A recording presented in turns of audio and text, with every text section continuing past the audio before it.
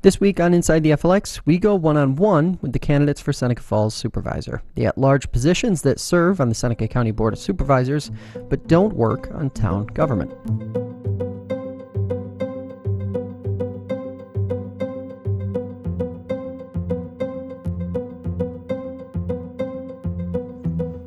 From FO1 News, this is episode 196 of Inside the FLX. Today we catch up with the Republicans running for county supervisor in Seneca Falls. Earlier in the fall, the Democrats, Rachel Weil and Sue Savageau, were in studio. That episode is online now and available at fingerlakes1.com or wherever you listen to podcasts. In part 2 of this episode today, you're going to be hearing from Paul Kronenwetter. In part 1, you heard from Republican Ralph Lott. Both are Republicans, of course, and will challenge the two Democrats to continue representing on the county board. Before we get to that conversation, though, I'd like to say thank you to the thousands who are listening to these podcasts every single week. It means a lot. We have a couple quick favors to ask after you're finished listening today. First, rate and review the podcast if you're listening on Apple Podcasts or using an iPhone to listen. The show is available on Spotify, YouTube, Anchor, and the TuneIn Radio app as well. You can follow us on all of those platforms so you never miss another episode. Second, if you can, visit patreon.com/FO1 and become a monthly subscriber to us. There aren't any paywalls or subscription requirements, but becoming a monthly patron means that programming like this can continue without interruption well into the next year. The whole team who works on the show and everything else at fingerlakes1.com thanks you for your support. All right, a quick break and then my conversation with Paul Kronenwetter. Today's episode is brought to you by Herman Brothers Furniture Store. Tired of the big box approach to furniture shopping? Stop in to Herman Brothers Store located in downtown Lyons and see how they've been doing it since 1945. Herman Brothers carries one of the largest selections of furniture, appliances, and mattresses between Rochester and Syracuse. And even better, Herman Brothers services all of the furniture and appliances they sell. It's the honesty, integrity, and reliability that they've been delivering for 74 years. Stop in, shop online, or give Herman Brothers a call to learn more about their low prices, free layaway, interest-free financing, and no credit needed financing. They even offer same-day or next-day delivery in most cases. Visit HermanBrothersLyons.com or call 315-946-4831 today.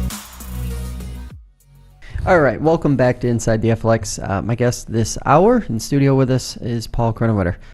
So for those who might not know you, give us a little bit of background on yourself and how you found the role that you're now filling as a county supervisor. Well, first of all, excuse the beard, but as soon as I leave here, I have to hurry up and get back to the North Pole and help my elves make the toys for all the good little boys and girls around the world. But I moved here October 31st, 1964. There was a wave of people from Emporium, Pennsylvania. They closed the Sylvania plant down there. Several families got transferred up here. And I went to 8th grade in this building. And graduated from Minders Academy in 1969. Great class.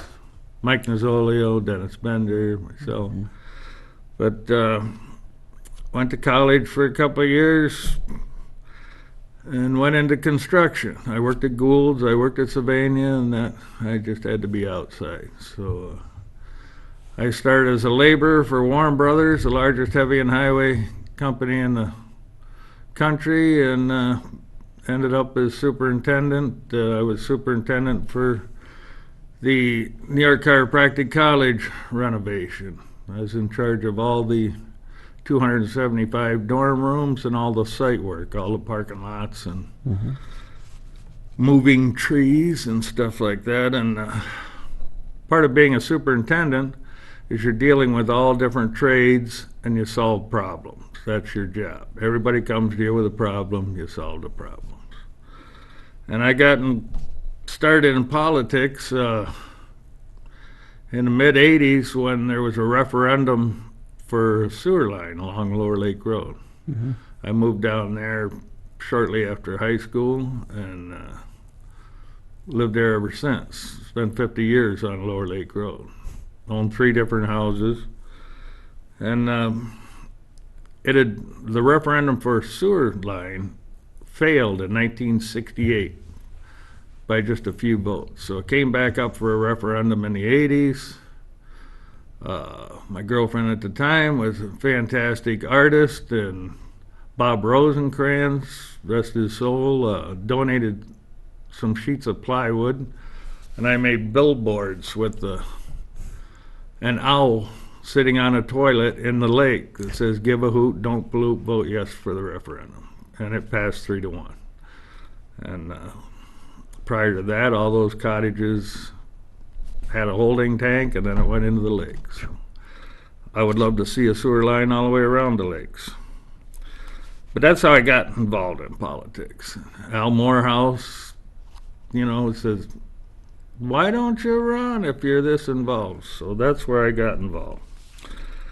I bought my first house on Lower Lake Road in 1973. And in 85, I built a log home on 6 acres between Lower Lake Road and 89, and I kept my lake house, rented that, and I bought another house right next to the New York Chiropractic College's property on the lake, and I rented that.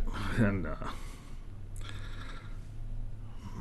6 years ago, I was 62, wanted to retire, sold everything, and moved back to a little cottage right on the water again. That's my retirement home. But I've always been involved in Seneca County. I have 10 years experience, 4 years on the town board, and 6 years on the county board. And there's lots of great things going on in Seneca County. And a lot of folks would probably be curious, given how tumultuous and given how much controversy seems to follow local boards. What makes you want to stay involved in local politics, and what makes you stay driven, working on a board that sometimes doesn't work the best together? A complete lack of sense. To put it bluntly. I'm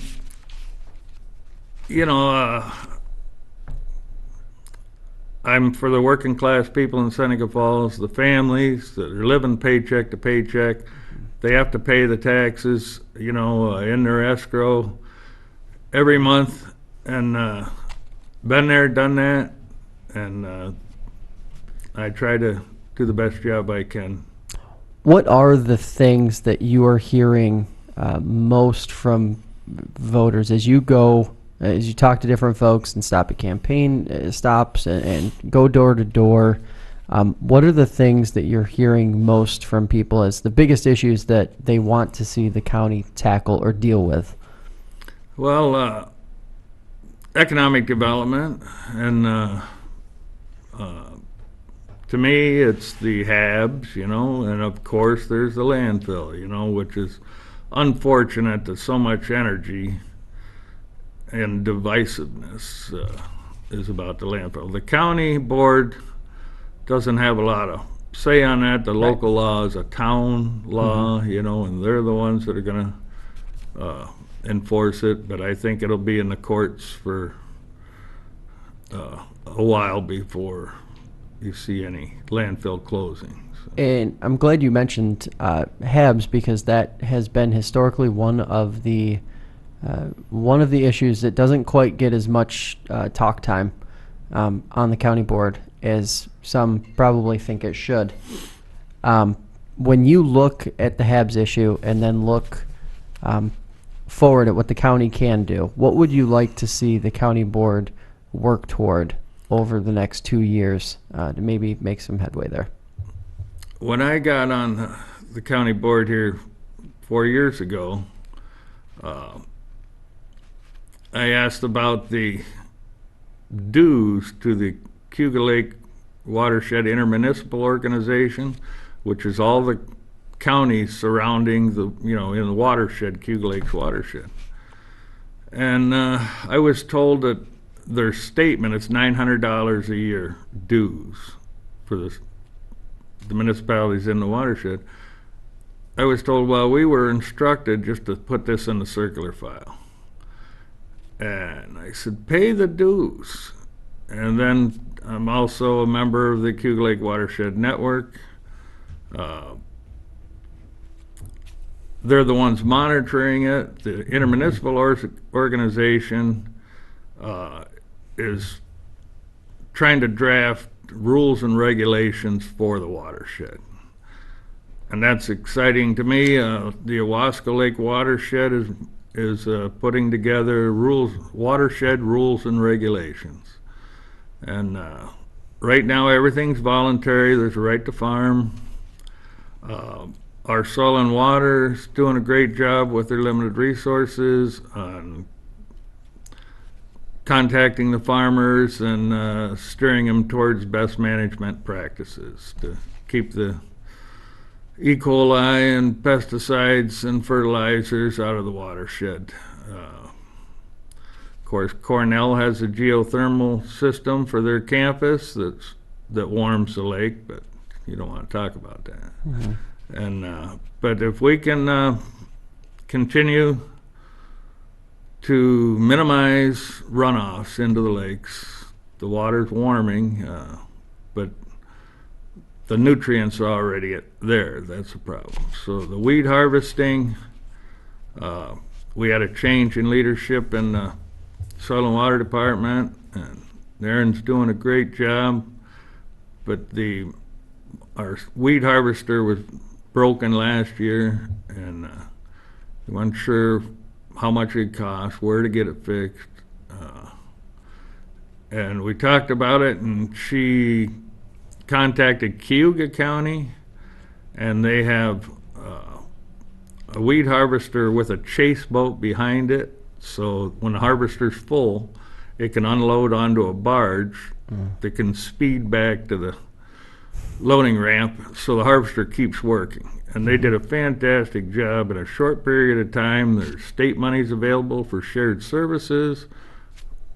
We don't have to pay somebody and maintain a machine. I'd love to see it continue. I think it's in the budget for this coming year. But they did a great job in a short period of time. And that's one of the governor's initiatives is shared services. So. To that end, it's been dabbled in a little bit at the county level to try and find some different ways that money could be saved through working together with different intermunicipal partnerships. Is that well running dry, or there? Because that's one of the debates that's been happening in the background is that counties like Seneca are already sharing services as much as they possibly can. But the governor seems to think that there's more opportunity. Is that something where you think that the county could find a couple more ways maybe that could work with other municipalities or towns or other counties neighboring to save $1 or $2? We do have, just when this initiative came out a couple of years ago, we did have shared snow plowing and mowing and stuff between some of the towns, Fayette and Lodi and stuff, where, there was money savings there. And then the state reimburses you a percent of what you save. Right. So that's their incentive. But there's not a lot of meat on the bone there. But it is, when you have 10 towns in this county and 10 highway departments and 10 judicial systems, I think it's a little redundant myself. So. When you alluded to it a little bit earlier, I want to give you a chance to expand on it some. When you see the landfill issue debated next to something like the HABs issue, where one is getting a lot more face time than the other, and yet the County Board of Supervisors doesn't have nearly as much workroom to be able to do as much on the issue that is getting a lot more talk time. Is there a frustration there with how that sort of continues despite the opportunity that's on the table to really make a difference on the HAB side if the board were to come together and start to think about some different ways that they could approach that problem in the future? Yeah. As far as landfill goes,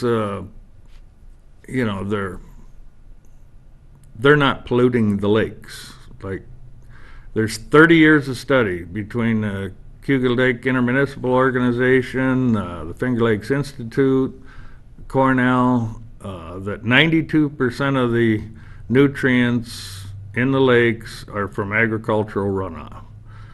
Do you want to close down all the wineries and all the farms? You know, I mean, there's trade-offs everywhere. And the people are screaming about, toxic gases coming from the landfill. Well, it's just not true. They've done, the Seneca Falls Environmental Action Committee did their own air samples in 2013 and 2018, and they couldn't find any harmful gases. The DEC monitors it on a regular basis. The Waterloo High School monitors it. The leachate goes through a reverse osmosis program at the landfill before it goes through the wastewater treatment plant here. And talking with Joe Tulo, there's no issues. A little bit of ammonia, but they can handle it. And it's only operating at about 40% capacity. When they first built the wastewater treatment plant, they had problems with the solids, not enough flow, you know. So Right. Even with everything running, Del Lago and the outlet mall and the thruway rest area across the thruway from the outlet mall, it's still only running at 40%. So the added leachate, it meets all standards for materials acceptable in a municipal wastewater treatment plant, and they could use the flow. You mentioned the 318 corridor. Of course, the county just finished up, or is near finishing up, a sewer line expansion out there. Good, bad, or indifferent? What's your outlook on that now that it's done and behind? Obviously, it took the county a long time to get that across the finish line. Right. What's your feeling on it now, and how that sort of positions that corridor in terms of economic development? Well, 20 years ago, when I was on at least 20 years ago, when the developer for the outlet mall came to the board and wanted $225,000 for a turning lane off of Route 318. And it was Dave Bagley. He owned Bagley Wineries. He and I were the ones talking to the developer, and the rest of the board said, we're not going to spend that kind of money for some strip mall. It's going to be out of business in a couple of years. And but this company had a real good track record. We looked at they had two of them operating in Pennsylvania, and they guaranteed us $3.2 million sales tax revenue the first year. So I said, $228,000 is chump change, you know, if they're guaranteeing us $3.2 million. Of course, that was the headlines in the paper. Kronenwetter says $225,000 is chump change, you know, but it was. In retrospect, we've been getting $6 million a year sales tax from that mall for 20 years. Yeah. And it was a good investment. Now, no other development there between two thruway exits, you know, the heart of the Finger Lakes, no sewer line up there. A restaurant, every other outlet mall, there's a dozen restaurants around it. Without a sewer line, you can't have a septic tank, won't even hold the dishwasher, you know, for a restaurant. So the sewer line, I think, was a long time coming, and a lot of addendums, but it's up and running in full operation, and we have Love Travel Centers. If you've ever been down south, they're a real prominent travel center that has restaurants, retail, and fuel stations, and they're very excited and very interested in opening up a travel center right on the corner of 318 and 414, and they've talked with the planning board in Tyre, and they've been very receptive. So that's going to be a big deal, and hope we can pull it off. So. And of course, Some folks who are listening who might be from the southern end of the county are probably still asking, and it seems to be the age-old question that the county has trouble navigating and dealing with, but economic development or even just getting services into the southern end of the county appears to be a challenge at best, or it seems to be something that is just completely disregarded at worst. What do you see as some of the options for Seneca County and what the Board of Supervisors can do in its capacity to continue helping and bolstering what the South County has at its fingertips moving forward? Yeah. That's a good question. It's for the last 4 years, every committee meeting and board meeting ends up arguing over the sewer and water in the south end of the county. Last Tuesday, we passed the Seneca County sewer use law through the committee. And there's still a few details on rates for the individual towns, but to have Romulus and Fayette and Varick agree, it was a beautiful thing. And It didn't take an act of Congress. yeah, It just happened. it's it's the step that we look for. It's right here. It's our sewer use law, but it's it's Is that the groundwork? Yeah. Is that sort of the step one is right. getting the sewer well, use it's law more down? than the step one. We had a wrench in our plans when Hillside pulled out. We have a consolidated sewer district there. We were going to run Hillside and 5 Points, and then Hillside just kind of disappeared, and so they only had a few kids there, and that was the only campus that they leased. They owned 9 other campuses. So for good reason, their lease was up in March, so they moved the end of August. But now we're looking at 5 Points and Willard consolidating, upgrading those two, and going from there. We agreed on rates, for the county, for all the different county level sewer line. We're in charge of all the sewers down there. The towns are in charge of the rates they charge, but it's very equitable. What it costs you to operate it, that's what the fees divided by how many people. It's real simple. I think it's a great step in the right direction. And as far as tourism down there, the Seneca White Deer development, I was a believer in that mission for quite a while. I volunteered my time down there and got it up and running.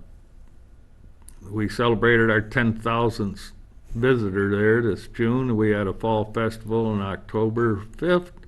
It was very successful. We had 380 runners on the 13K and the 5K. I think it was 13K and a 10K and a 5K. But that's a start for economic development on the south end. And with Sampson, the Sesslers did a beautiful job on Sampson State Park.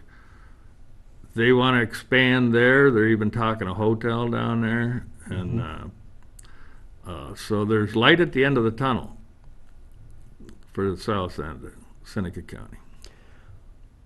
One of the issues that had been a pretty big deal for about 2 years, it seemed, was the sort of the turnover that the county was experiencing on the personnel side. Steps were taken. The Board of Supervisors took some steps, renegotiated some contracts, and it seems like things have improved. Is that the feeling that you guys have moving forward now, that you're in a better place? Right, absolutely. We got 3-year contracts signed with all of our employees, union and non-union. they're getting a very generous raise. We wanted to be competitive to surrounding counties. We realized we would spend the time and effort to train them, and the next county would offer them more money. So we stepped up to the plate without raising taxes and gave everybody in a county a 3% raise for 3 years. They're all getting like a 10% raise. We're very competitive with the surrounding counties. So we should see a lot less turnover. And of course, my last question for you here, if anybody wants to learn more about your campaign, obviously we're into early voting territory now.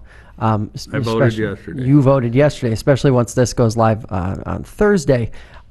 Where can folks learn more about your campaign or get a hold of you? I have a Facebook page. Just type in Paul Kronenwetter. It's not all politics. It's right. My personal Facebook page. But I just wanted to bring up the budget.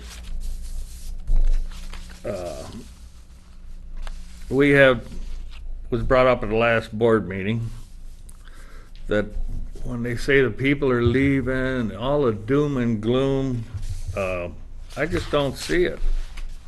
Our sales tax was up $1.6 million. Mm-hmm. There's a housing shortage in all price ranges.